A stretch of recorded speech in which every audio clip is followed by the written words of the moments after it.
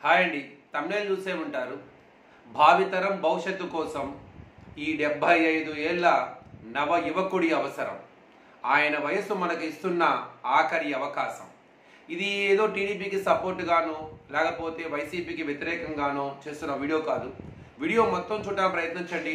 తర్వాత మీ ఒపీనియన్ నాకు కామెంట్ రూపంలో చెప్పండి. మనం ఎంతోమందికి అవకాశాలు ఇస్తూ ఉంటాం, అభిమానం మీద, అలానే వాళ్ళ మీద నమ్మకంతో మనం ఎంతోమందిని ఉన్నతమైన పదవుల్లో పెట్టాం. అలా అని చెప్పేసి మనం ఒకరు అవకాశం ఇచ్చామంటే ఇంకొకరిని వదులుకున్నట్టు కాదు.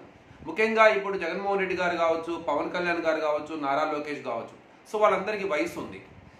వాళ్ళు అనుభవం మీద నేర్చుకుంటూ ఉంటారు, కింద పడ్డ మళ్ళీ లెగుస్తూ ఉంటారు. ప్రజలు వాళ్ళని ఎప్పటికప్పుడు వాళ్ళని అంటే పడ్డప్పుడల్లా ప్రోత్సహిస్తూ ఉంటారు. కొద్దిగా నచ్చనప్పుడు మొట్టికాయలు కూడా వేస్తూ ఉంటారు. కానీ చంద్రబాబు నాయుడు ఈరోజు 75 సంవత్సరాలు, 75 ఏళ్ళ నవ యువకుడు. ఎండని అంటే మండు టెండలను కూడా లెక్క చేయకుండా రోజుకి 3-4 సభల్లో నుంచొని అనర్గళంగా స్పీచ్ ఇవ్వగలుగుతున్నాడు. అలానే రోజుకి 18 గంటలు కాదు 24 గంటలు పనిచేయగల కార్యదీక్షకుడు.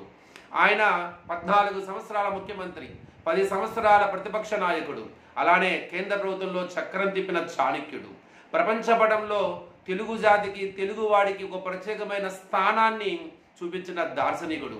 ప్రపంచం మొత్తం తెలుగు వాళ్ళ వైపు వాళ్ళ చూపు పడేటట్టుగా చేసిన ఆ దార్శనికుడిని చెప్పొచ్చు. అలానే ముందు చూపు గల నాయకుడు. అలాంటి ఆయనకి లాస్ట్ అవకాశం. ఇది ఆయనకు అవకాశమా? లేదు, మనకే ఆయన ఇస్తున్న అవకాశమా? అందుకే నేను తమ్నేల్ మీద పెట్టాను, ఆయన వయస్సు మనకు ఇస్తున్న ఆఖరి అవకాశం. ఎందుకంటే 75 నుండి 80 ఏళ్ళ వయసులోకి వెళ్తున్నాడు. ఆయన ఎప్పటికీ పిల్లవాడే, నో డౌట్. మనలో చాలా మంది నవ యువకులు మనం చేయలేని పనులను ఆయన 75 సంవత్సరాల్లో చాలా ఈజీగా చేయగలుగుతున్నాడు. సోషల్ మీడియాలో అలా డిఫరెంట్ ప్లాట్ఫామ్స్ మీద నాలాంటి వయసు ఉన్నవాళ్ళు, లేదా నాకన్నా తక్కువ వయసు ఉన్నవాళ్ళు ఆయన గురించి వెటకారంగా కామెంట్లు పెడుతూ ఆయన ట్రోల్ చేస్తున్నారు అంటే అది చూసి నవ్వుకోవాలి. ఆయన ఓటమిని వెక్కిరిస్తున్నారు అంటే ఆ ఓటమి కూడా మనం చూసి జాలి పడుతుందేమో, నవ్వుకుంటుందేమో. ఆయన సాధించిన విజయాల ముందు అసలు లైఫ్ అంటే ఏంటి, ఇంకా జీవితంలో సెటిల్ అవ్వని మనలాంటి వాళ్ళు ఆయన యొక్క ఓటమి గురించి, ఆయన వయసు గురించి, ఆయన గురించి మనం ట్రోల్ చేస్తూ వెటకారంగా మాట్లాడుతున్నామంటే అంతకు మించిన హాస్యాస్పదం ఇంకోటి ఉండదేమో. ఈ రోజు నవ యువకుడి దగ్గర నుంచి 16 ఏళ్ల కుర్రవాడి దగ్గర నుంచి ఎంత పెద్ద రాజకీయ నాయకుడైనా, మంత్రులైనా, మినిస్టర్లైనా, కార్పొరేటర్లైనా, ఎవరైనా సరే, కార్యకర్తలు అయినా, వీళ్ళందరూ కూడా అందరికీ టార్గెట్ చంద్రబాబు నాయుడు. ఆయన వయసు గురించి 75 ఏళ్ల వాడితో పోటీ పడుతూ ఈ రోజు చంద్రబాబు యొక్క పదాన్ని జపం చేస్తూ ఉన్నారు. అందులోనే ఆయన విజయం ఏంటో అర్థం చేసుకోవచ్చు, ఆయన గొప్పతనం ఏంటో అర్థం చేసుకోవచ్చు. ఈరోజు చంద్రబాబు నాయుడు వయసు మనకి ఇస్తున్న అవకాశం. ఇప్పుడు మనము అభిమానం కాదు, మనకి నచ్చిన వ్యక్తికి ఓటు వేయడం కాదు. ఈ రోజు మన తరం కాదు, మన భవిష్యత్తు తరం గురించి కూడా ఆలోచించాల్సిన అవసరం. నాకు ఏం మేలు జరిగింది అన్నది కాదు, భవిష్యత్తు తరానికి కూడా ఏం మేలు జరగబోతుంది, మేలు జరిగే విధంగా ఎవరు ఉండాలి, ఈ రాష్ట్రానికి ఎవరు అవసరం, నా ఇంటికి ఏం మేలు జరిగిందో కాదు, ప్రతి ఇంటికి కూడా మేలు జరగాలంటే, ఈ రాష్ట్రం ప్రగతి పదంలో ముందుకు వెళ్ళాలంటే, మన రాష్ట్రం సుభిక్షంగా ఉండాలంటే, మన తరంతో పాటు భావితరాలు కూడా బంగారు భవిష్యత్తులోకి ధైర్యంగా అడుగు పెట్టాలంటే ఈనాడు ఎవరి అవసరం ఉన్నది, ఆ అవసరాన్ని మనం గుర్తించాలి. ఇది అవకాశం మనం అవతల వ్యక్తికి ఇస్తున్నట్టు కాదు, ఆ వ్యక్తి వయసు మనకు అవకాశం ఇస్తుంది. ఇప్పుడు కాకపోతే ఇంకెప్పుడు మళ్ళీ చాలా అవకాశాలు వస్తాయి. అది జగన్మోహన్ రెడ్డి గారు కావచ్చు, అదేవిధంగా పవన్ కళ్యాణ్ గారు కావచ్చు, లేకపోతే నారా లోకేష్ గారు కావచ్చు. వాళ్ళకి వయసు ఉన్నది, వాళ్ళకి ప్రజల్లోకి వెళ్ళే అవకాశం ఉన్నది, ప్రజలు మళ్ళీ వాళ్ళని ప్రోత్సహించే అవకాశం ఉన్నది. పరిపాలన దక్షత అన్నది ఒక రోజుకు వచ్చేది కాదు, అది సంవత్సరాల తరబడి మనం ప్రజల్లో ఉండే కొద్దీ ఆ పరిపాలన యొక్క దక్షత వస్తుంది, ఎక్స్పీరియన్స్ సంపాదిస్తుంది. ఈ రోజు మనం ఛాన్స్ తీసుకునే అవకాశం లేదు. ఈ రోజు మన రాష్ట్రానికి చంద్రబాబు నాయుడు అవసరం ఎంతో ఉన్నది. ఆయన మొట్టమొదటి 1995లో ఆయన కళ్ళగిన 2020 ఈ రోజు ఫలాలను ఇస్తూ ఉంది. గుట్టలు చెట్లుగా ముళ్ళ పొదలతో నిండి ఉన్న ఆ కొండల గుట్టలు ఉన్న ప్రాంతం ఈ రోజు స్టేటస్ కి సింబల్ గా మారాయి. కంప్యూటర్ అంటే ఏంటో తెలియని మనకి కంప్యూటర్ ని పరిచయం చేసి ఈ రోజు ప్రపంచంలో నలు దిశలా కూడా భారతీయులు ఐటీ టెక్నాలజీలో విశ్వవ్యాప్తంగా వ్యాపించి ఉన్నారు అంటే ఆ రోజు ఆయన నాటిన మొక్కే అది. సో ఆయన ఇంకుడు గుంతలు కావచ్చు, శ్రమదానం కావచ్చు, లేదా జన్మభూమి కావచ్చు, సో ప్రజల వద్దకు పరిపాలన కావచ్చు, అధికారులను ఆఫీసుల్లో కూర్చున్న అధికారులను బయటకు తీసుకొచ్చి ప్రజల వద్దకు సో తీసుకొచ్చిన విధానం కావచ్చు, ఆయన చేసిన చాలా రిఫార్మేషన్స్ అనేవి భారతదేశానికి ఈరోజు చాలా మార్గదర్శకంగా నిలబడ్డాయనే చెప్పాలి. సో ఒకప్పుడు సిటీ అంటే ముంబై అనో, ఢిల్లీ అనో, బెంగళూరు అనో, తమిళనాడు అనో ఇలాంటి వాటి నగరాలపై చెప్పుకునే మనము సో ఇండియా అలాంటి తెలుగు వాళ్ళని మన ఆంధ్ర వాళ్ళు అంటే మద్రాసులుగా పిలుచుకునే మనల్ని ఆ రోజు విశ్వవిఖ్యాత నటసార్వభౌమ నందమూరి తారక రామారావు గారు తెలుగువాడి గౌరవాన్ని, పౌరుషాన్ని ఢిల్లీ స్థాయిలో చాటి సో తెలుగువాడికంటూ ఓ ప్రత్యేక గుర్తింపు తీసుకొచ్చారు. ఆ రోజు నుండి హైదరాబాద్ నగరాన్ని విశ్వనగరంగా వ్యాప్తి చెందించే ప్రపంచానికే ఈ తెలుగువాడి యొక్క గొప్పతనాన్ని చాటి చెప్పిన దార్శనికుడు మన నారా చంద్రబాబు నాయుడు గారు. అలాంటి చంద్రబాబు నాయుడికి దూరదృష్టి కలిగి ఉన్నది.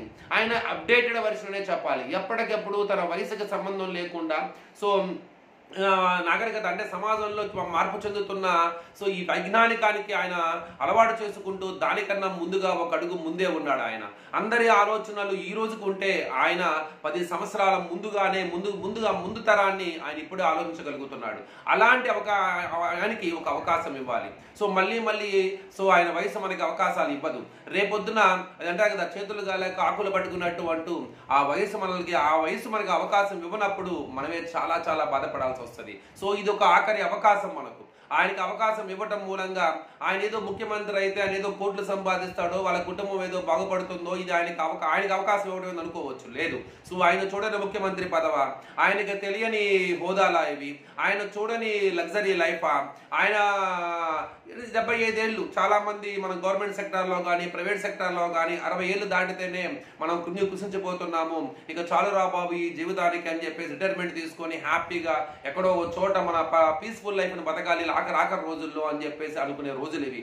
అలాంటిది 75 ఏళ్ళు అయినా కూడా ఏదో ఆ అధికార దాహం కోసము, ఆ కుర్చీ మీద ఉన్న ప్రేమ కోసమో కాదు, సంథింగ్ సో ఈ సొసైటీకి నా పేరు గుర్తు ఉండాలి, సో రేపొద్దున భావితరం కూడా చంద్రబాబు నాయుడు ఇది చేశాడు అని గొప్పగా చెప్పుకోవాలి, సో నాకున్న నాలెడ్జ్ని, సో నాకున్న తెలివితేటలు కావచ్చు, లేదా భవిష్యత్తు మీద ఉన్న ఒక అవగాహన కావచ్చు, తనకున్న ఒక పరిపాలన దక్షత కావచ్చు, తన ఎక్స్పీరియన్స్ కావచ్చు, దాన్ని ఉపయోగించుకొని తెలుగు రాష్ట్రాన్ని సో అగ్రస్థానంలో నిలబెట్టగలగాలి. నేను అంతగా మించిన నాకు లైఫ్కి ఇంకేం కావాలి నాకు.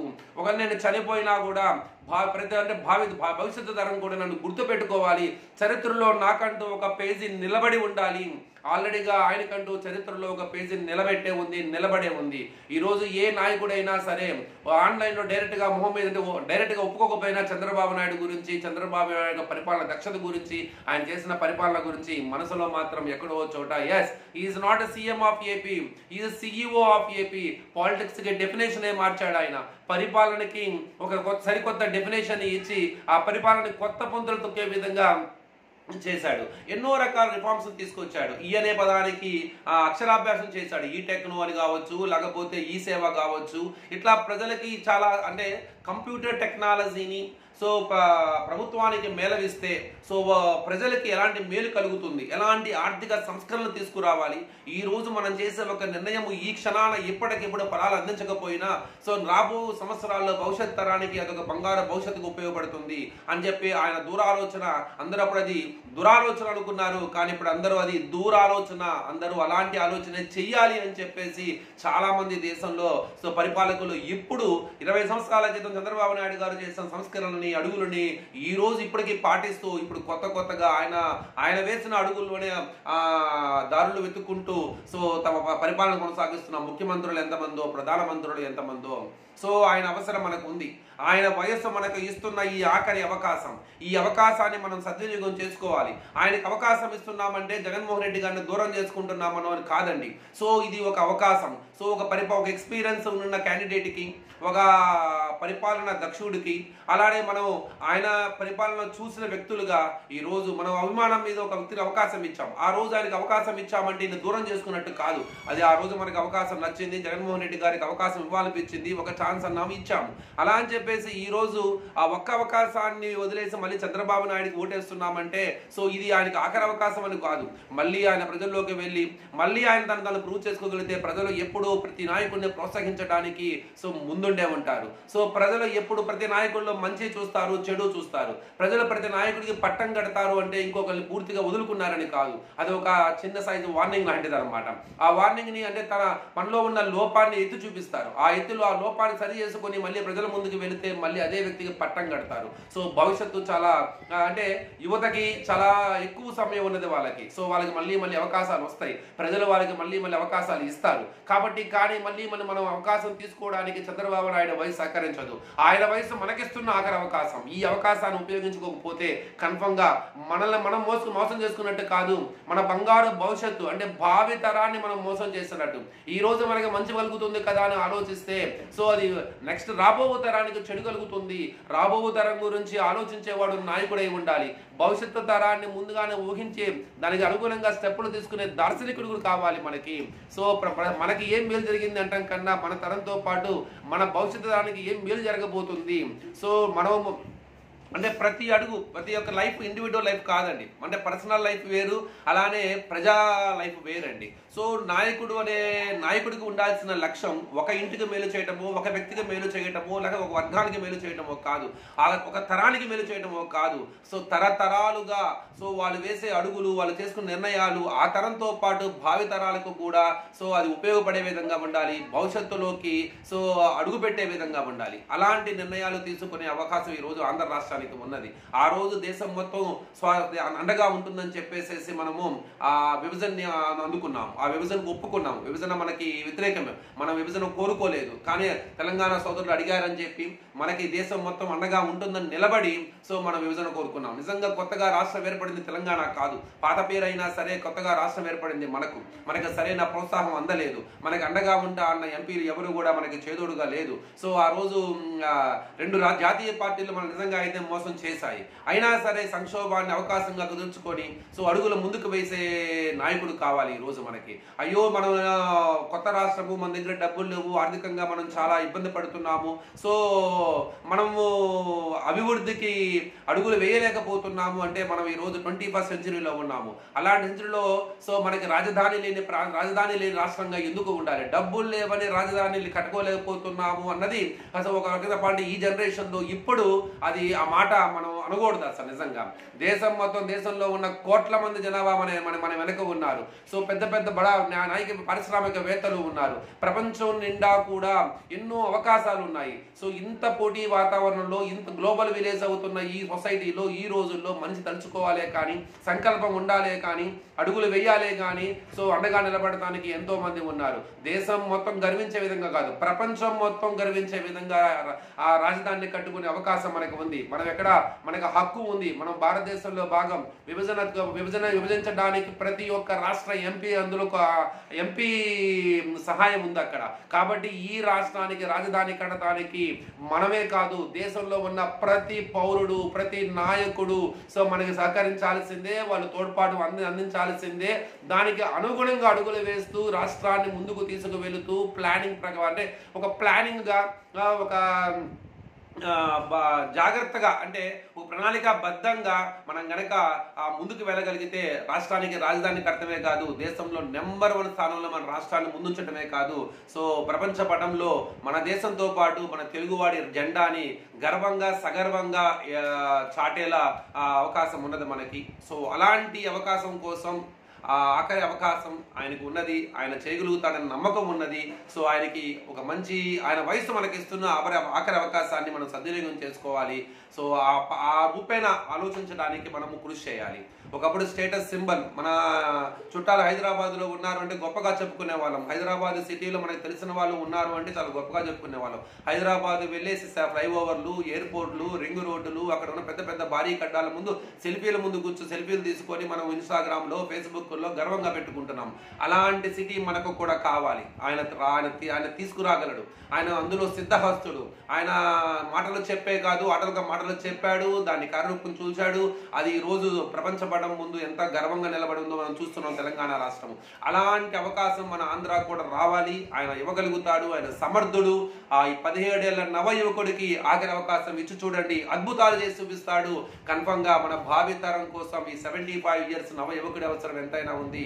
ఆయన వయసు ఇస్తున్న మనకి ఆఖరి అవకాశాన్ని మనం సద్వినియోగం చేసుకుందాం. ఏదైనా తప్పులుంటే క్షమించండి. ఇది ఎవరిని ఇబ్బంది పెట్టాలని అవకాశం కాదు, ఒకళ్ళకి ఓటు వేయొద్దు అని చెప్పే వీడియో కాదు. కానీ ఆలోచించి, అంటే ఓటు వేయాల్సింది బాధ్యతతో కాదు, అంతఃకరణ శుద్ధితో. కొన్నిసార్లు మనం ఒకరిని దూరం చేసుకోవాలనుకుంటున్నామంటే అది పూర్తిగా వాళ్ళకి అవకాశం ఇస్తున్నామంటే ఇంకొకరు దూరం చేసుకున్నట్టు కాదు. ఆ క్షణానికి వాళ్ళ అవసరం ఎంతైనా ఉందని, ఈ క్షణం ఈ సమయానికి మనకే కాదు, మన తరానికే కాదు, మన రాష్ట్రానికి ఆయన అవసరం ఎంతైనా ఉంది. ఆలోచించండి. Thank you.